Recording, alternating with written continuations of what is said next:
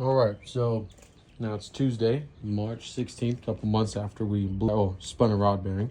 Got my brother's car here because I was going to take the old 6.0 out of this, put it into my E30, and then go have fun. The day I was getting ready to pull this out, I got a call from HBR saying that my new crank is ready. So I'm going to start disassembling this and assembling it, and I'm going to have it all on video, so that way when I succeed, we know why. It's because I built everything the right way.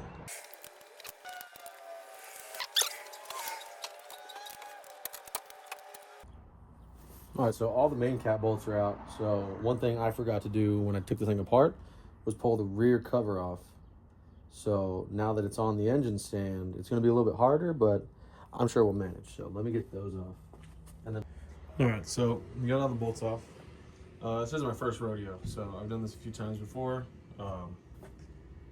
Just overlooking it on my part, but here we are. I put the bolts down there. I'm sure that'll be a problem later on, but I'll let future try to deal with that because I don't care right now. So sorry, future me.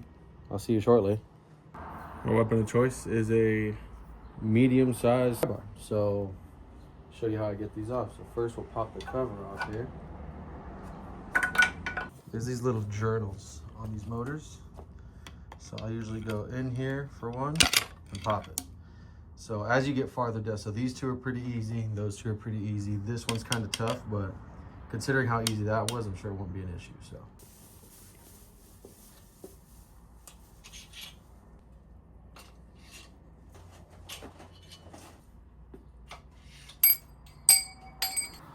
this is what we're dealing with. All the main journals are pretty cooked.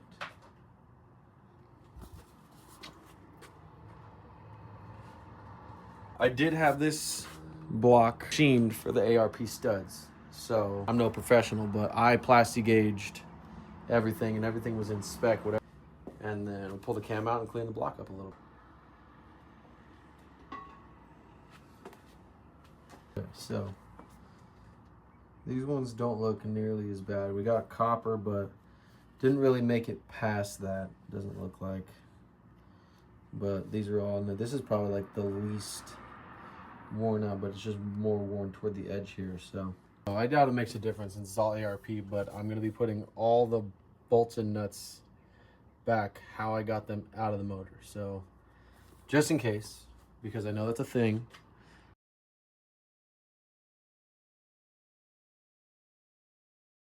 We got the whole bottom end disassembled.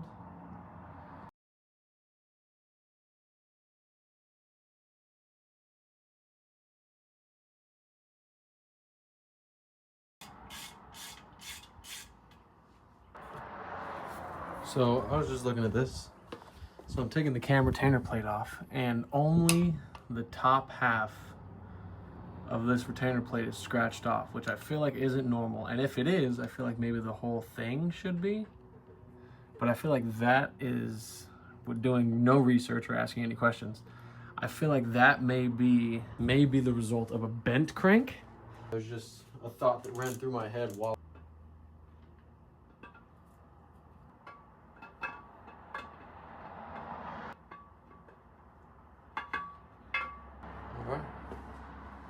so cam looks phenomenal. First thing I'm gonna do is remove this barbell back here. I stole one of my kids' s'mores dowels, right? Lucky and don't break wood off into my motor. Look at that, like a charm.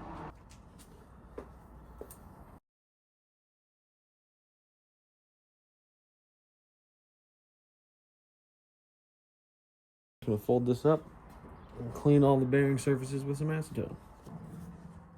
All the ARP studs for the motor or for the mains, and I'm gonna toss those back in. Voila! All right, now we're gonna be installing the main bearings.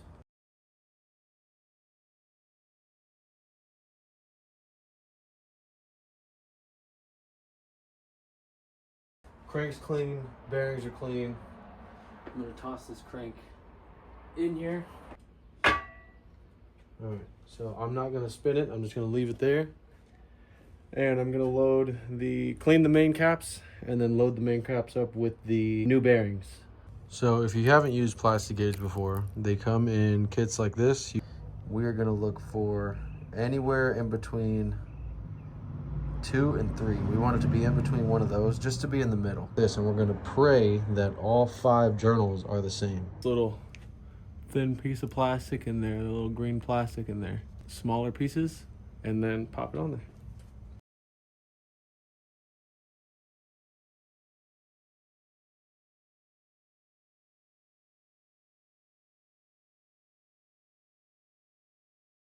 All right, so everything's hand tight, and for the sake of recording, I drew this up because I can't remember the torque sequence or specs, which is the ones that don't have extra threads showing. The inners get torqued to 60 foot-pounds, and the outers get torqued to 50. So I got to do it in ARP recommends you do it in 3 equal steps. So the inside here would be 20, 40, 60. So I guess on the outside I could do 20, 40, 50.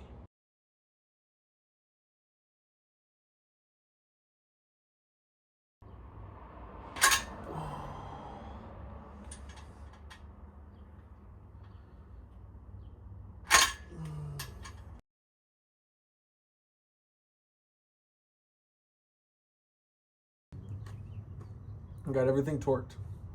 Don't spin it. Now I got to take everything off, and everything should be in spec. I'll pull this off for you guys so you can see. And voila! The plastic gauge was not touched.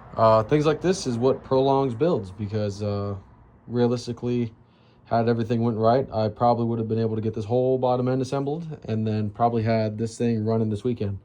So I called the machine shop, and I am going to take the bearings and the crank back to them. I was sold the wrong set of bearings. So I'm gonna take this back, and then we will pick up where we left off once I pick the crank back up. Unfortunately, it's like 5 p.m. here right now. So that is the end of it for now, and I will see you guys after everything's returned back.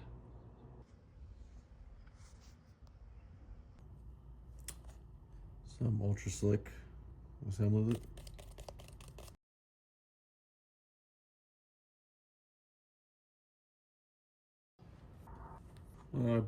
Peeled the sticker off, but this is just a big jar of the ARP lube, so that's what we're gonna throw down on all these studs here.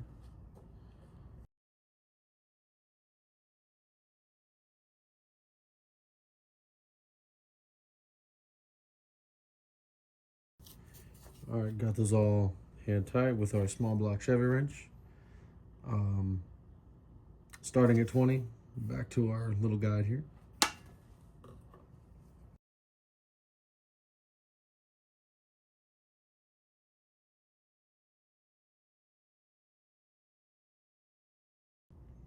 All right, so we're just taking the bolt, putting a little bit of RTV, because like I said, these can leak.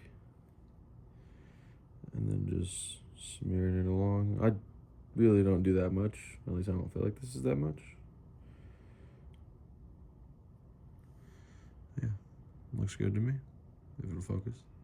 It's essentially the same sequence as the main stud. So 1, 2, 3, 4, 5, 6, 7, 8, 9, 10. Or vice versa, whatever. As long as you do it like that, along those lines. So let's get that done.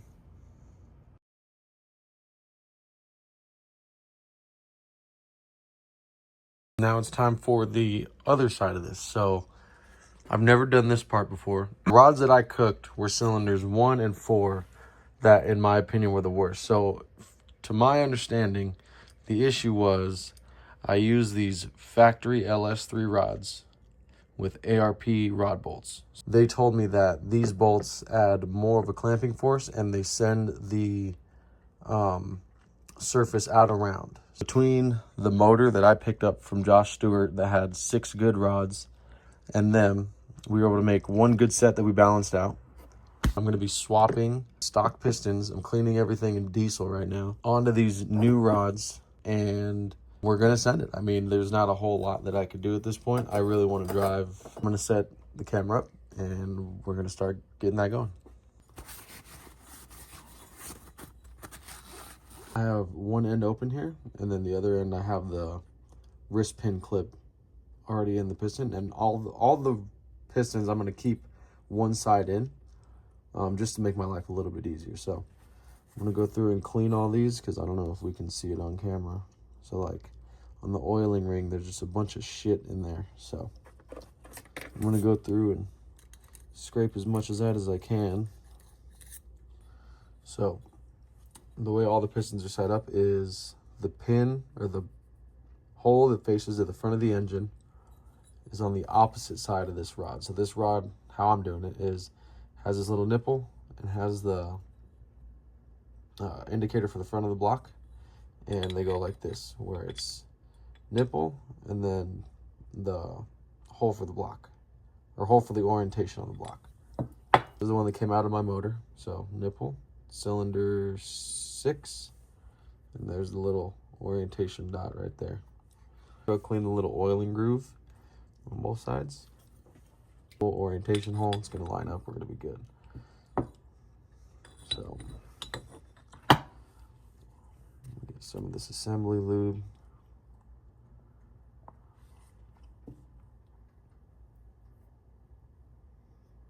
And then as far as I know, there's not a specific orientation on this since it's a floating wrist pin. So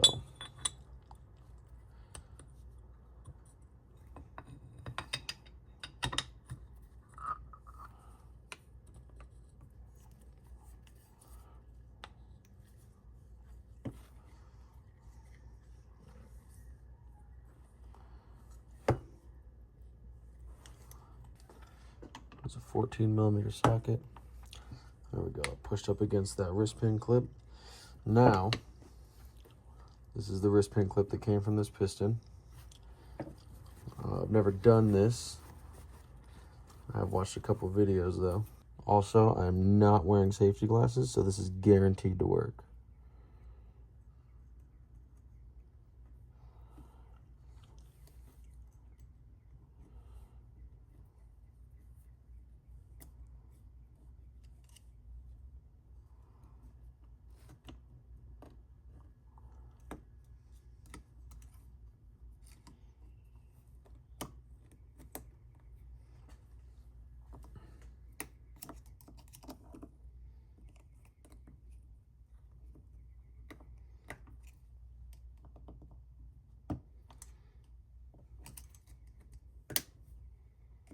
Well, that click sounded real good.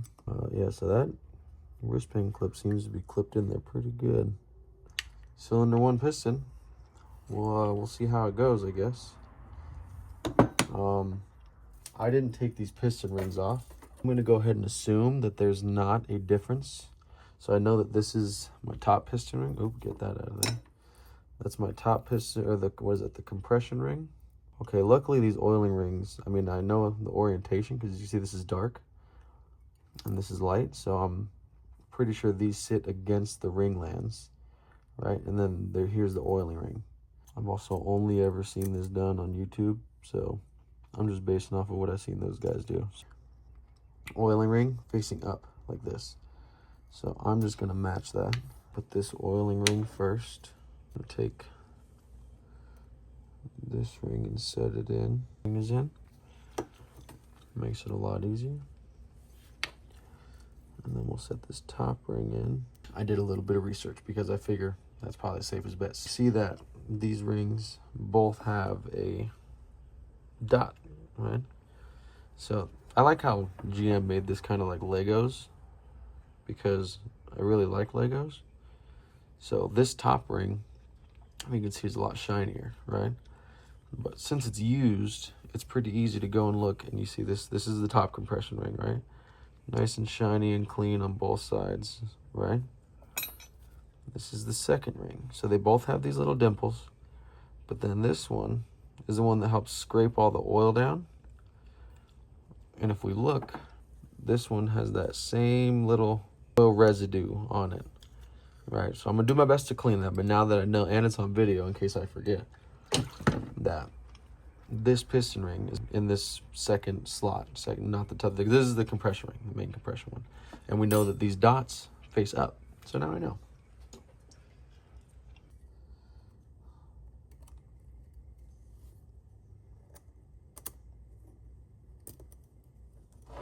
Okay. And then I do have a bore specific for ls3 piston ring compressor, so I'm not too worried about all that. So line the front of the compression ring up in there, give some slack, and we're good. So there is cylinder 1. So I'm gonna knock out the rest of these, and I'll see you once they're all done and ready to go.